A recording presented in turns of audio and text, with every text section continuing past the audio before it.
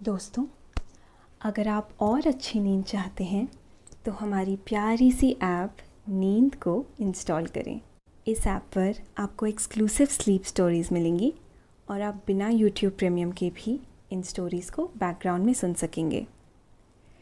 Install करने के लिए आप हमारी वेबसाइट neend.app पर ज़रूर आइए और अच्छी कहानियाँ, स्लीप म्यूज़िक, कुछ टिप्स सुनने के लिए इस चैनल को सब्सक्राइब कीजिए।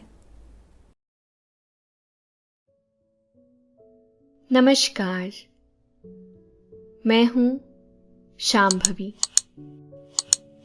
आज सुनिए लेखक रजत की लिखी स्लीप स्टोरी नीरजा।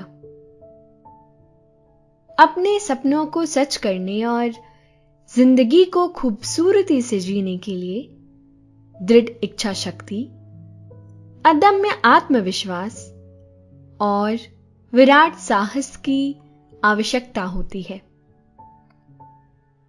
और नारी में यह सब पहले से ही विद्यमान होता है। यह कहानी ऐसी ही एक नारी नीरजा की है, जो एक पोएट है, शेफ है और एक ट्रैवलर भी है, जिन्होंने अपने दम पर बहुत बड़ा एम्पायर खड़ा किया है, अपने बलबूते सफल हुई हैं और कई लोगों की जिंदगी को बदला है। तो आइए सुनते हैं एक महिला के साहस और आत्मविश्वास की एक कहानी। लेकिन उसके पहले आप अपने आसपास की सारी लाइट्स ऑफ कर लीजिए। आराम से लेट जाइए। अपनी आंखें धीरे धीरे बंद कर लीजिए। अब थोड़ा सा अपने शरीर को आराम दीजिए। थोड़ा और आराम दीजिए। अपने शरीर को बिल्कुल ढीला छोड़ दीजिए। कोई टेंशन नहीं, कोई तनाव नहीं। अपने दिमाग में चल रहे सभी विचारों को, चिंताओं को त्याग दीजिए। एक शांति सी महसूस कीजिए। सारी नेगेटिव, सारी पॉजिटिव विचारों को धीरे धीरे निकाल दीजिए। हाथों को सीधा करिए और अपनी कमर के साइड में रख लीजिए। अब अपनी सांस पर ध्यान लगाइए। इसको धीमे या तेज नहीं करना है। बस ध्यान देना है कि कैसे वो आपके नाक, गले में होते हुए फेफड़ों में आ रही है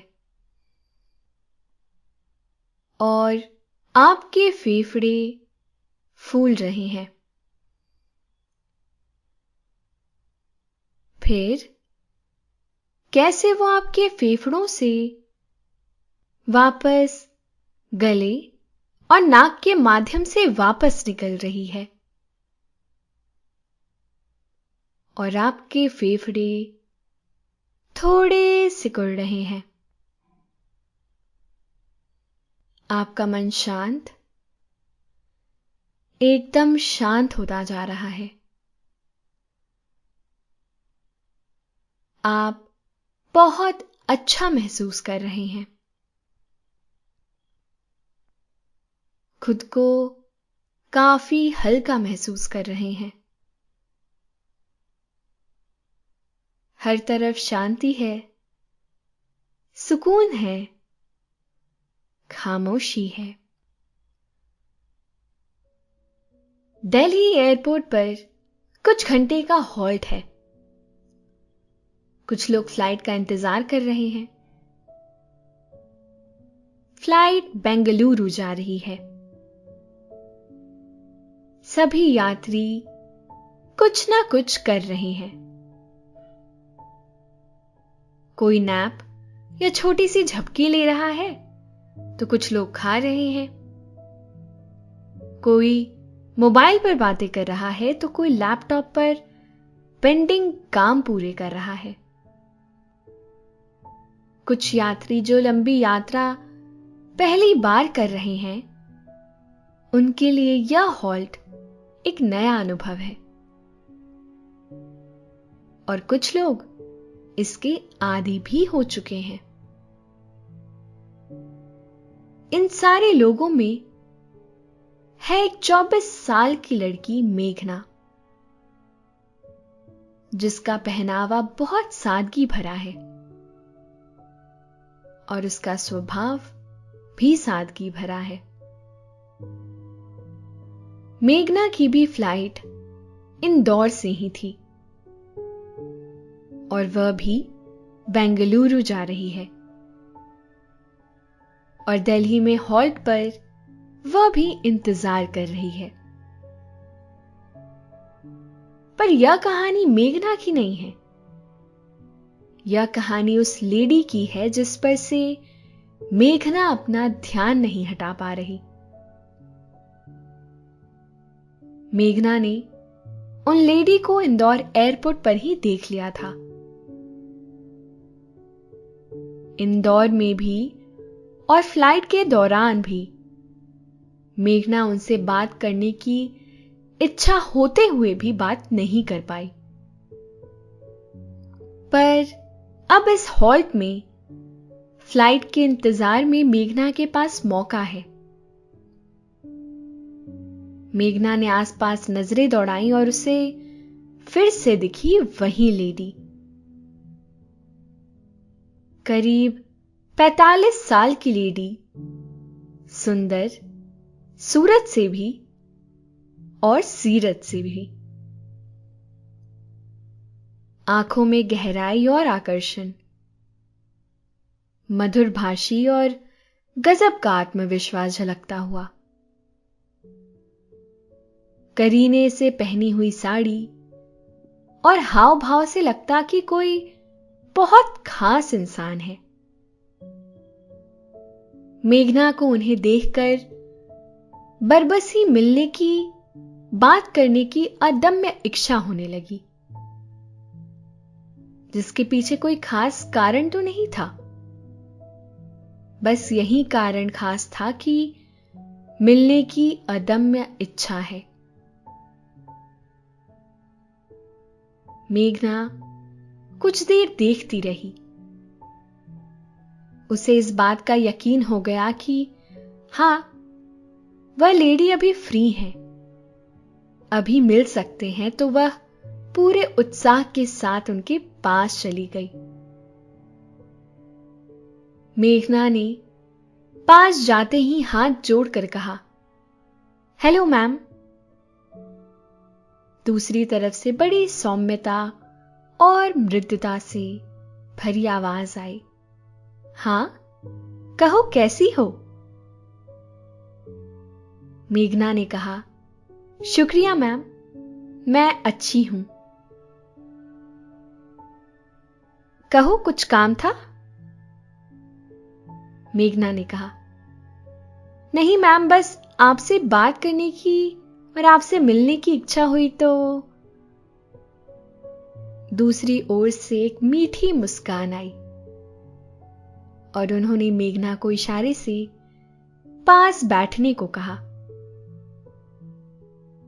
मेघना पास बैठ गई और कहा, मेरा नाम मेघना है, मैं आपके ही साथ इस फ्लाइट में बेंगलुरु जा रही हूं।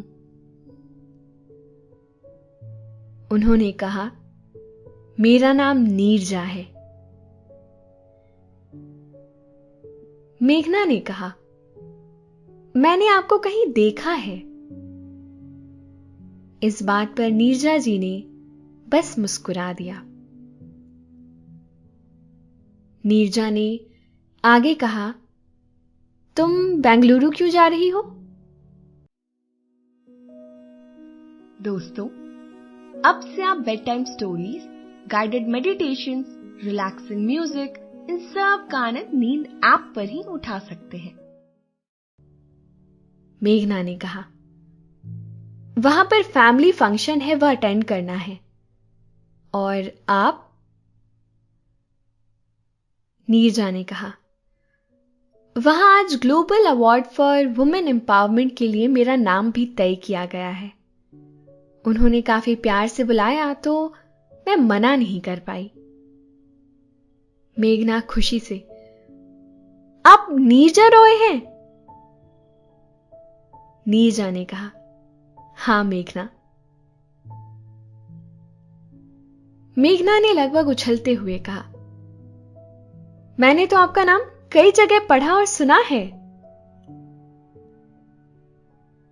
अभी फ्लाइट आने में काफी वक्त बाकी था, तो दोनों के बीच बातें होने लगी और इसी बीच नीरजा ने कॉफी का कहा और दोनों कॉफी शॉप पर आ गए। कुछ देर तक मेघना ने अपने बारे में बताया, जैसे वह इंदौर से है, पढ़ाई खत्म हो चुकी है, आगे क्या करना है कुछ पता नहीं, खाना बनाना बिल्कुल नहीं पसंद और पढ़ना अच्छा लगता है। नीरजा शांति से सारी बातें सुनती रही।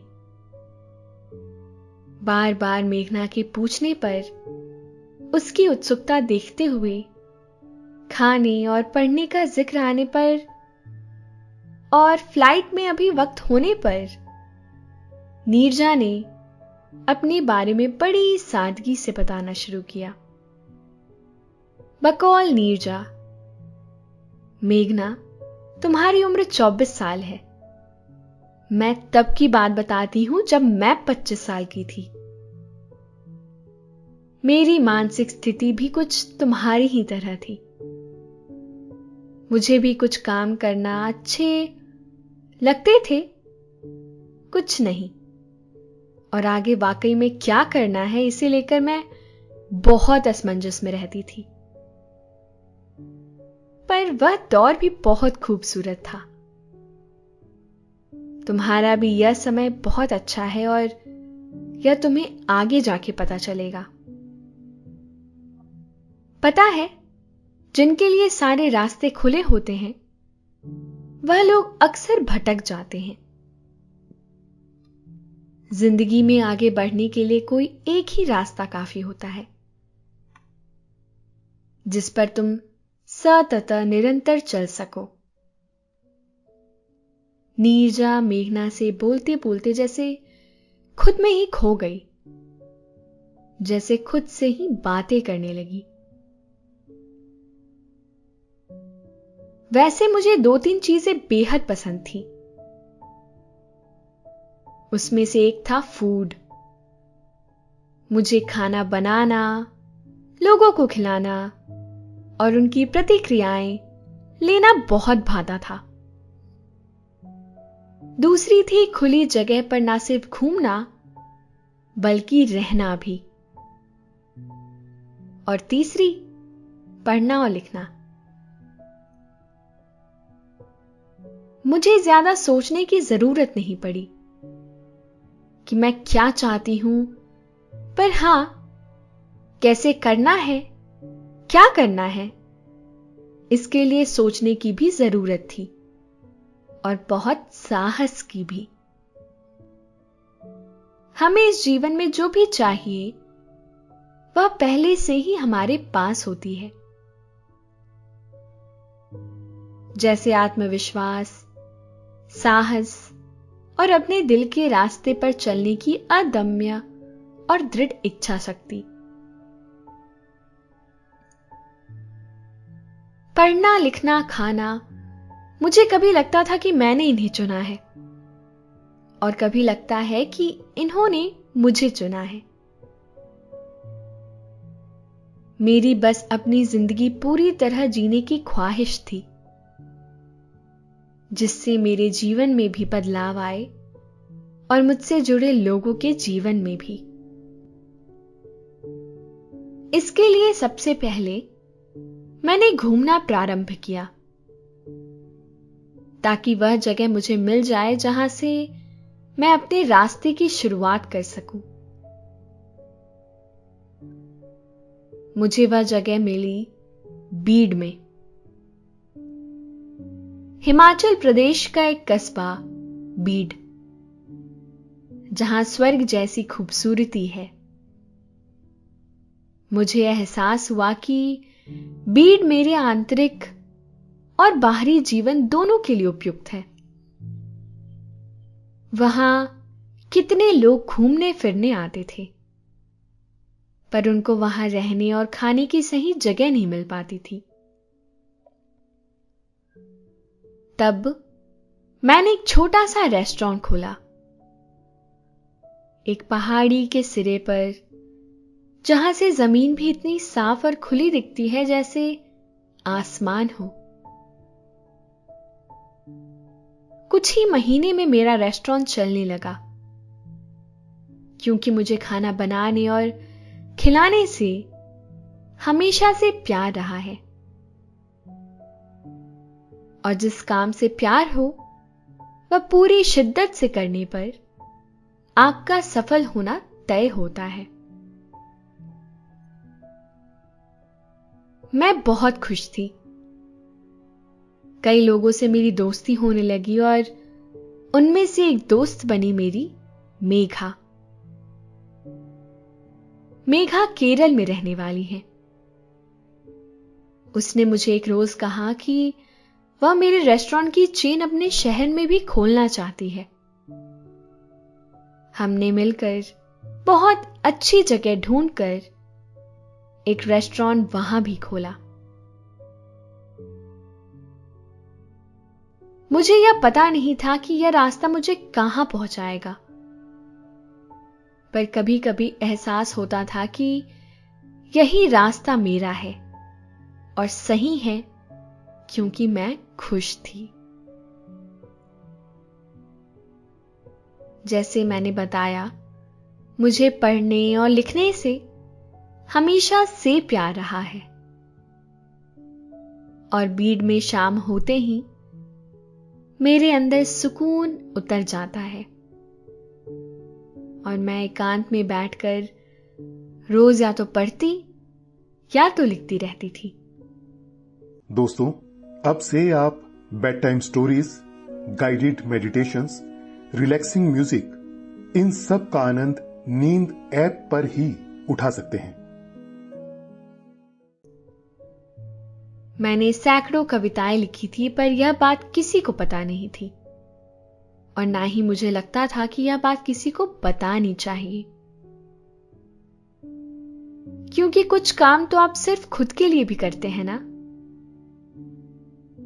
एक रोज बीड में मेरे रेस्टोरेंट में 3 पोएट आए। वह कहीं से शो करके आ रहे थे और वहां बैठकर बड़ी प्यारी बातें कर रहे थे। एक ने कहा, यार यहां पहुंचते पहुंचते तो मैंने एक नदी पार कर ली। दूसरे ने कहा, नदी नहीं, तूने पुल पार किया है। तो पहला बोला, बात तो एक ही हुई ना। तब पहले ने बोला, वो सुनी नहीं, कवि नरेश सक्सेना जी की कविता की पुल पार करने से नदी पार नहीं होती। क्या थी वह? मुझे वह याद थी, तो मैंने उनसे बोला कि वह ऐसी है कि पुल पार करने से पुल पार होता है, नदी पार नहीं होती। नदी पार नहीं होती नदी में धंसे बिना, नदी में धंसे बिना पुल का अर्थ भी समझ में नहीं आता। वह सब मेरे मुंह से यह सुनकर खुश हो गए और मेरे बारे में जानने को उत्सुक हो गए। तब उन्हें पता चला कि मैं कविताएं भी लिखती हूं। फिर हम काफी देर तक बैठे रहे। उन्होंने अपनी कविताएं मुझे सुनाई, मैंने अपनी उन्हें। फिर हमारी मुलाकात अक्सर होने लगी। एक रोज उन्होंने कहा, क्यों ना हम यहां महीने में एक बार देश के सभी हिस्सों से पोइट्स को बुलाएं और एक दूसरे के साथ अपना प्यार और कला बांटें। मुझे यह आइडिया बहुत अच्छा लगा और फिर हमारा एक तरह का पोएट्री क्लब शुरू हो गया। फिर तो धीरे धीरे मैंने कुछ अच्छे लोगों के साथ मिलकर हर इंडिपेंडेंट आर्टिस्ट के लिए मेरी जगह खोल दी। सफर की बहुत अच्छी शुरुआत हो चुकी थी। मैंने सब में हमेशा बहुत प्यार बांटा और बदले में मुझे भी बहुत प्यार मिला। बहुत से सच्चे दोस्त बने और देखते देखते पूरे देश में सारी खूबसूरत जगहों पर मेरे 100 से ज्यादा रेस्टोरेंट खुल गए और हमने मिलकर पोएट्री क्लब को बड़ा कर कर आर्टिस्टिक क्लब बना लिया, जिसे हम अलग अलग जगह हर महीने ऑर्गेनाइज करते रहे। गायक हो, गिटारिस्ट हो, पोएट हो या कहानी लिखने वाला हो, हमने सभी के लिए दिल से द्वार खोले। इस कारण कई आर्टिस्ट लोगों के सामने आए, उनका नाम हुआ और पूरी दुनिया में उन्हें अपनी कला दिखाने का मौका मिला। आज हमारे 100 से ज्यादा रेस्टोरेंट हैं। मेरी 4 कविताओं की किताब भी पब्लिश हो चुकी है। करीब 100 शहरों में हमारा आर्टिस्टिक क्लब है। हमने मिलकर अब तक 1000 से ज्यादा शो कर लिए हैं और इनसे भी ज्यादा अहमियत यह बात रखती है कि कलाओं को बढ़ावा मिला, दोस्त बने, प्यार बांटा और कई लोग अपने सपने की जिंदगी जीने लगे।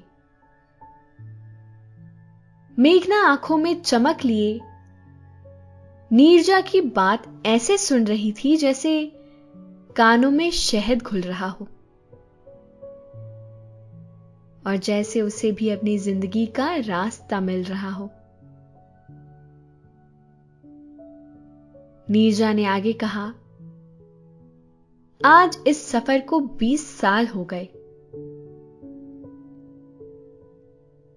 पर आज मैं पहले से ज्यादा तरोताजा महसूस करती हूं,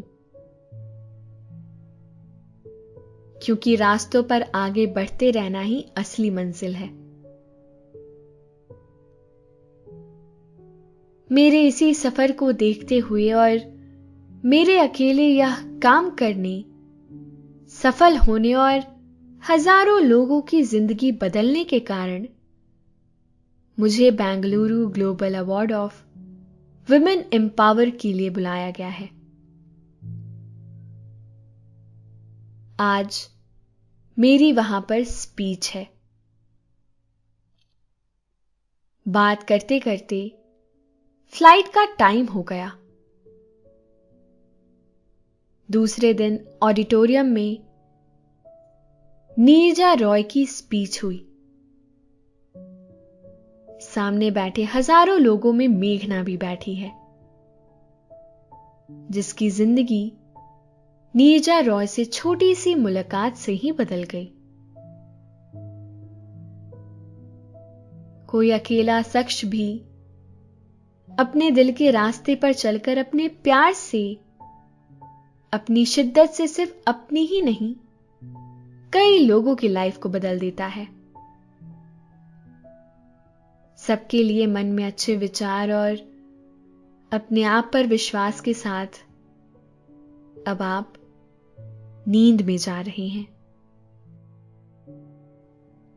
आपको गहरी नींद आ रही है और अब आप नींद में समाते जा रहे हैं, समाते जा रहे हैं। शुभ रात्रि।